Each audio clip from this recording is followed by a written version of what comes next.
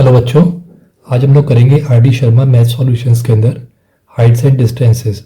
तो बच्चों नया चैप्टर स्टार्ट कर रहे हैं। इससे पहले हम चैप्टर 10 वीडियोस हम अपलोड कर चुके हैं टिग्नोमेट्रिक आइडेंटिटीज़ की, आप वहाँ पे चेक कर लीजिएगा। आज स्टार्ट करेंगे हम हाइट्स एंड डिस्टेंस से। एक्सरसाइज 11.1 है बेसिक क्वेश्चंस। पहला क्वेश्चन है बच्चों, a tower stands vertically on the ground from a point on the ground 20 metre away from the foot of the tower. The angle of elevation of the top of the tower is 60 degree. What is the height of the tower? तो बच्चों इसमें एक दो चीज़ें समझ लेते हैं पहले हम लोग। देखिए, जो एंगल ऑफ एलिवेशन यहाँ पे जैसे लिखा है द एंगल ऑफ एलिवेशन, तो एंगल ऑफ एलिवेशन कैसे है? जैसे मान लीजिए कि ये हॉरिजॉन्टल एक लाइन है, हमारी आइस यहाँ पर है, हमारी आइस यहाँ पर है, और हम इस लाइन से, जो हॉरिजॉन्टल लाइन है, इससे हम कहीं ऊपर देख रहे हैं। ठीक है, तो ये ऊपर देख रहे हैं यानी कि हमारी आइस की जो एंगल है वो एलिवेट हो रहा है, ऊपर हो गया है, जिसको कि हम कहते हैं लाइन ऑफ साइट। ठीक है, तो ये एंगल ऑफ एलिवेशन है, जैसे कि कोई भी ऑब्जर्वर जो है एक पॉइंट से यहाँ से व्यू करता है ऊपर की तरफ, तो this is called angle of elevation. उसके बाद है बच्चों यहाँ पर एंगल ऑफ डिप्रेशन है। एंगल ऑफ डिप्रेशन बच्चों तब फॉर्म होता है, एक मान लीजिए कि कोई ऊपर कोई बैठा है कहीं पर किसी वॉल के ऊपर, और यहाँ पे ऊपर से नीचे की तरफ देख रहा है।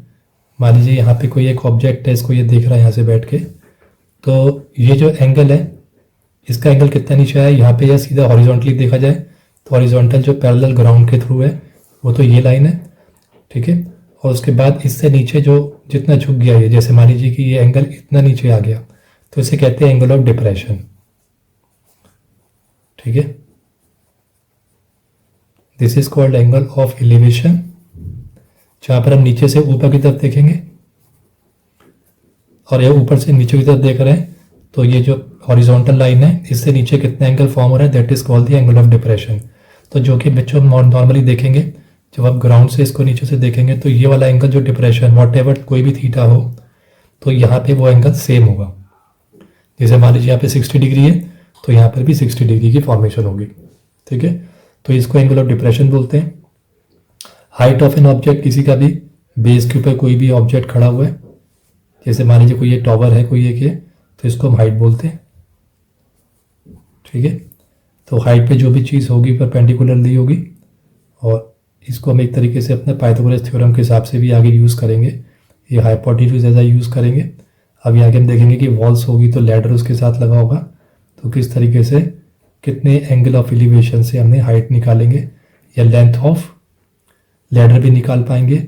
और इसके अलावा ये पॉइंट जो है लैडर का जो फुट है वो इस टॉवर के फुट से कितनी दूरी पर है ये भी निकाल पाएंगे। तो हमारे पास इस टाइप के क्वेश्चंस आने वाले हैं आगे, तो इसलिए आपको एंगल ऑफ एलिवेशन और एंगल ऑफ डिप्रेशन का तो पता होना चाहिए।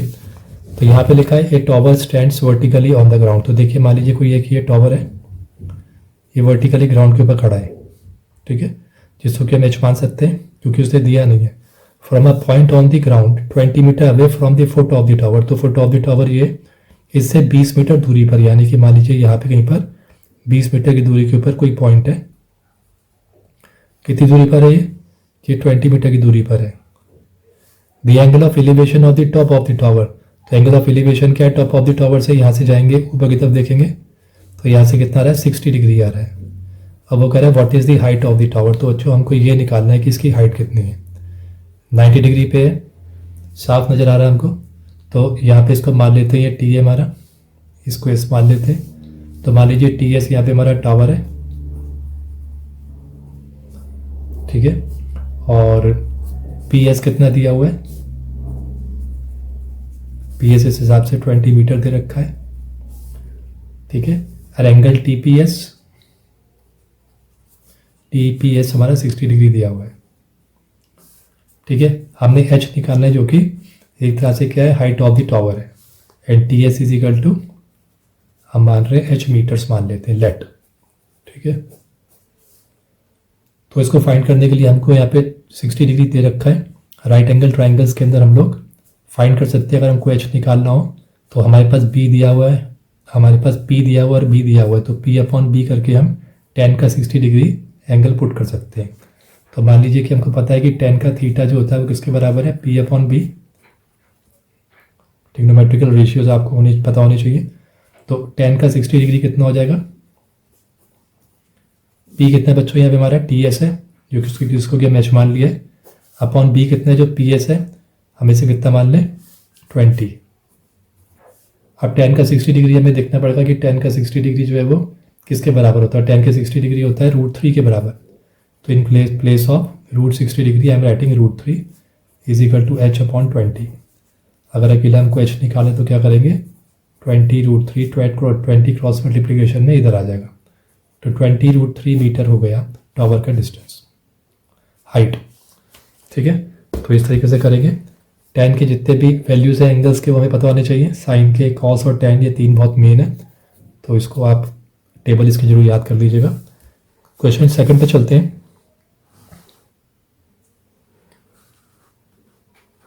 क्वेश्चन सेकंड है the angle of elevation of a ladder leaning against a wall.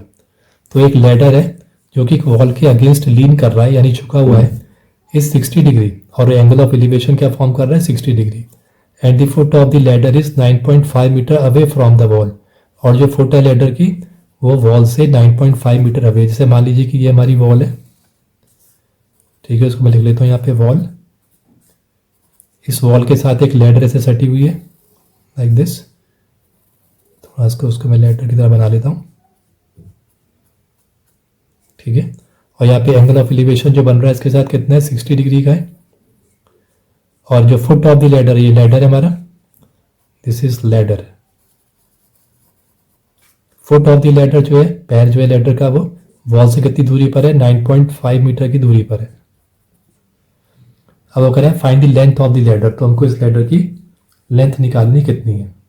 ठीक है, तो सॉल्यूशन में डालते हैं, let the length of ladder जो है इसको हम नाम दे देते हैं, इसको L, N और M रख लेते हैं, ये 90 डिग्री है। ठीक है, तो लेट LM जो है इज द लैडर। ठीक है, तो लैडर भी है और उसको हम कोई वैल्यू भी दे सकते हैं, इसको वेरिएबल मान लेते हैं, x रख लेते हैं इसको। लेट लेंथ ऑफ लैडर भी x मीटर्स। ठीक है, और हमको mn पता ही है कितना है 9.5 मीटर्स। तो बच्चों हमको वॉल निकालना है, तो वॉल हमको पता है निकालना है, और 9.5 यहाँ पे बेस दिया हुआ, तो अगर हम ट्राइंगल की तरफ से इसको ट्राइंगल के रूप में देखें तो कितना आएगा, हमको P निकालना है, P/B। और हमको अच्छी तरह से पता है कि P/B जो है यहाँ पर हम, तो बच्चों यहाँ पे वॉल नहीं, हमको लैडर निकालना है, तो हमें क्या निकालना है, यहाँ पे H हो गया हमारे पास ये। ठीक है, तो हम B/H रख दें, देखिए ये तो बेस है ये हमारा, B/H रख लेंगे तो कॉस आ जाएगा। तो हम क्या करते हैं कि cos theta is equal to क्या होगा P/H, यानी बेस अपॉन हाइपोटेन्यूज।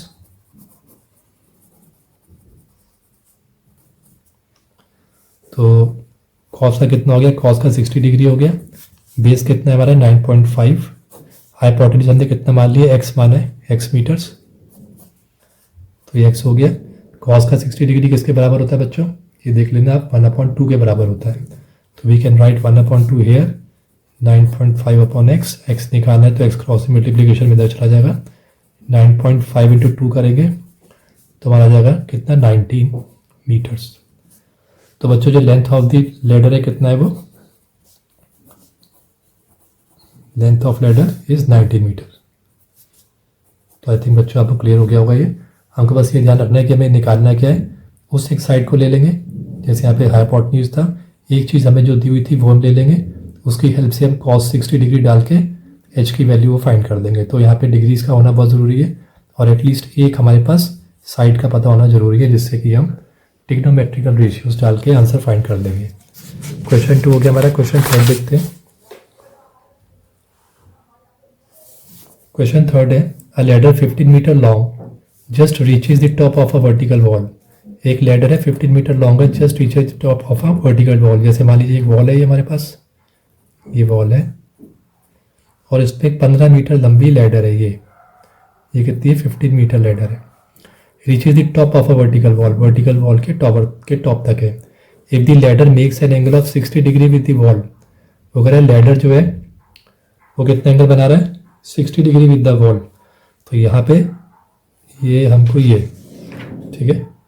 तो अब वो कह रहा है if the ladder makes an angle of 60 degree, ये वॉल कहाँ पर है हमारे पास, वॉल ये रही, ठीक है, लैडर ये रही, तो इसके बीच के एंगल कितना है हमारे पास, 60 डिग्री है, 60 डिग्री। तो हमें फाइंड क्या करना है, find the height of the wall, तो हमको वॉल की हाइट निकालनी है, ठीक है। इसको हम आर रख लेते हैं, पी क्यू आर, वॉल को मैच मान लेते हैं, तो सॉल्यूशन में लिख लेते हैं let height of wall is equal to H रख लेते हैं, एच मीटर्स, क्योंकि मीटर्स में दिया हुआ तो मीटर्स में ही आंसर आएगा यहाँ पर। ये हमारा राइट एंगल ट्राइंगल हो गया। तो इसके बाद बच्चों हम लोग क्या करेंगे, 60 डिग्री हमारा यहाँ पर आ रहा है, ठीक है। एंगल ऑफ यहाँ से देखा जाए तो इसके साथ जो बन रहा है 60 डिग्री है। तो बच्चों इसको चाहे तो आप एक तरीके से वो कर सकते हैं, आप जैसे 60 डिग्री यहाँ पे दिया हुआ है एज अ 60 डिग्री रख के भी कर सकते हैं यहाँ पर हम, और हम चाहें तो 90 और 60 कितना हो गया यहाँ पे, 150 हो गया। तो उस हिसाब से 180 में से 150 माइनस करके हम 30 डिग्री भी यहाँ पे लगा सकते हैं, ठीक है। ऐसे ही हो सकता है, अदरवाइज 60 डिग्री भी ले सकते हैं हम चाहे तो, रेशियो के ऊपर है वो तो डिपेंड करता है। तो हम यहाँ पे ले लेते हैं अपने पास कॉस का 60 डिग्री मान लेते हैं, यहाँ पे जैसे है इसको एज इट इज मान लेते हैं जैसा ये है। तो बच्चों देखिए ये ट्राइंगल के अंदर क्या हो जाएगा, in triangle Q P R में कॉस 60 डिग्री हमारा इज इक्वल टू कितना होगा, P R upon P Q. P R बच्चों ये हो गया कॉस के अंदर बेस अपॉन हाइपोटेन्यूज, क्योंकि अब हम इधर से देखेंगे 60 डिग्री है तो ये बेस हो जाएगा, जो 60 डिग्री के साथ की साइड लग रही है ये बेस है, और ये हमारा एच है। तो हमने क्या लिखा, P R upon P Q. तो कॉस 60 डिग्री किसके बराबर होता है, 1/2। तो in place of 60 degree we can write 1/2। P R की जगह पे हमारी एच आ जाएगी, और पी क्यू हमने 15 माना है, 15 दिया हुआ है। तो H is equal to 15 upon cross multiplication 15 इधर आ जाएगा, 2 नीचे, 15 को 2 से डिवाइड करेंगे तो विल गेट 7.5 मीटर्स। तो ये आपकी हाइट ऑफ दी वॉल हो गई, ठीक है बच्चों। तो आई थिंक आपको क्लियर हो गया होगा। क्वेश्चन नंबर 4 देखते हैं। A vertical tower stands on a horizontal plane and is surrounded by a vertical flag staff at a point on the plane 70 meter away from the tower.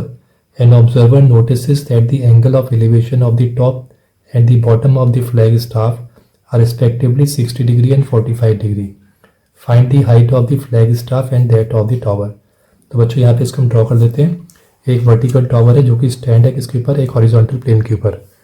तो यहाँ पे हमारे पास एक वर्टिकल टावर है, इसके ऊपर बच्चों तो हम टावर को मान लेते हैं यहाँ तक है। इसके ऊपर एक फ्लैग स्टाफ जो है ये सरमाउंटेड है, तो यहाँ से लेके यहाँ तक हमारे पास क्या है, ये एक टावर है। तो इसलिए हम यहाँ पे इसको टी नाम दे देते हैं इसको हम लोग, यहाँ पर ये आर है, ये इस पर सरमाउंटेड है, ठीक है। At a point on the plane 70 metre away from the tower. तो कोई एक पॉइंट है यहाँ पे 70 metre away from the tower, यहाँ से लेके यहाँ तक कितनी लेंथ है, दूरी है 70 मीटर का डिस्टेंस है। एक ऑब्जर्वर है जो नोटिस कर रहा है that the angles of elevation of the top and bottom of the flag staff. Top of the flag staff कौन सा है, ये वाला, और बॉटम इसका कौन सा हो गया, ये, क्योंकि ये टावर का हेड है, इसके नीचे ये बॉटम हो गया फ्लैग स्टाफ का।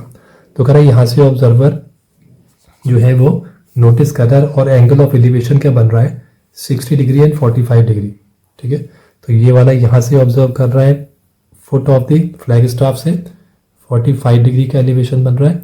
अगर वो यहाँ से इसके टॉप से ऑब्जर्व करता है from here, it become 60 degree of elevation, ठीक है। यहाँ पे हम इसको एफ लगा देते हैं और ये हमारे पास पी हो जाएगा। तो यहाँ बच्चों हमें क्या करना है, find the height of the flag staff. एक तो हमको ये फ्लैग स्टाफ की हाइट निकालनी है जिसको कि हम मान लेते हैं एच, और एक निकालना है दैट ऑफ द टावर, यानी यहाँ से लेके यहाँ तक टावर की भी हाइट हमको फाइंड करनी है, ठीक है। इसको हम एक्स मान लेते हैं, ठीक है बच्चों। तो हमको एक ये हाइट पता करनी है, एक ही हाइट पता करनी है। तो ये वाली हाइट पता करने के लिए हम लोग क्या करेंगे, पहले हम ये इतना ट्राइंगल ले लेंगे P T R, this much only. तो यहाँ मैं ड्रॉ करके दिखा देता हूँ, हमसे पी टी आर लें, इसके अंदर हम पी टी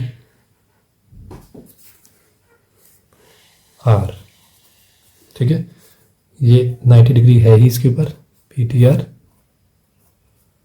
तो ये हमारा 70 मीटर है, ये एक्स मान लिया हमने, ठीक है। और ये हमारा 45 डिग्री। तो बच्चों यहाँ पे हमको एक्स निकालना है तो हम क्या लगा सकते हैं, यहाँ पे हम tan ले सकते हैं 45 डिग्री का। tan का 45 डिग्री ले लेंगे तो हम इजीली निकाल सकते हैं P/B के हिसाब से, ठीक है। तो यहाँ पे हमारा tan थीटा किसके बराबर होता है, P/B, यानी कि यहाँ पे हमारा tan थीटा यानी 45 degree is equal to P हमारा हो गया TR/B हो गया हमारा PR, ठीक है। तो यहाँ पे रख लेते हैं कि लेट हमने क्या माना हुआ यहाँ पे, let height of tower be x metres, ये हमने x मीटर माना हुआ, ये x है, ठीक है। 45 डिग्री 1 होता है tan का, TR की वैल्यू हमने x रख ली है, PR हमारा 70 हो गया। इट्स मीन x की वैल्यू कितनी हो गई, क्रॉस मल्टीप्लिकेशन में 70 मीटर। तो हमारी टावर की हाइट आ गई यहाँ पे 70 मीटर्स। अब देखते हैं, हम लोग वो कह रहे हैं कि इसकी भी हाइट निकालिए।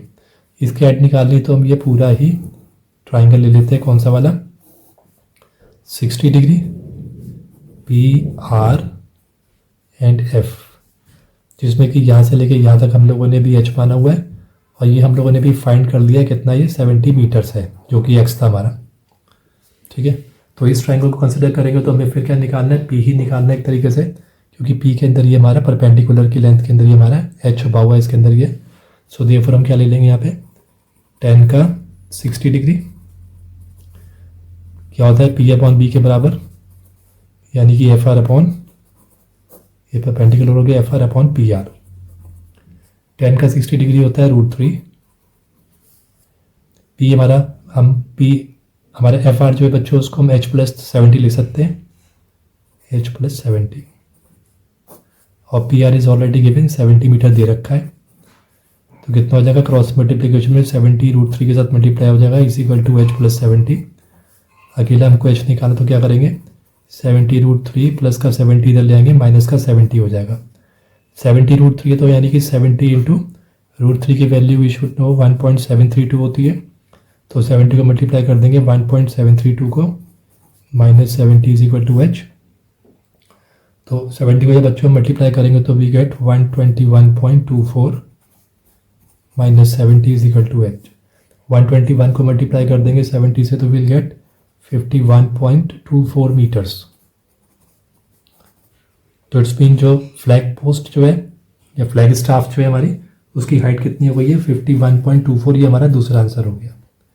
तो इस तरीके से हम आसानी से फ्लैग स्टाफ की भी हाइट निकाल सकते हैं, ठीक है। और टावर की तो हमने पहले निकाल ही ली थी छोटा ट्राइंगल लेके। तो आई थिंक बच्चों आपको ये क्लियर हो गया होगा।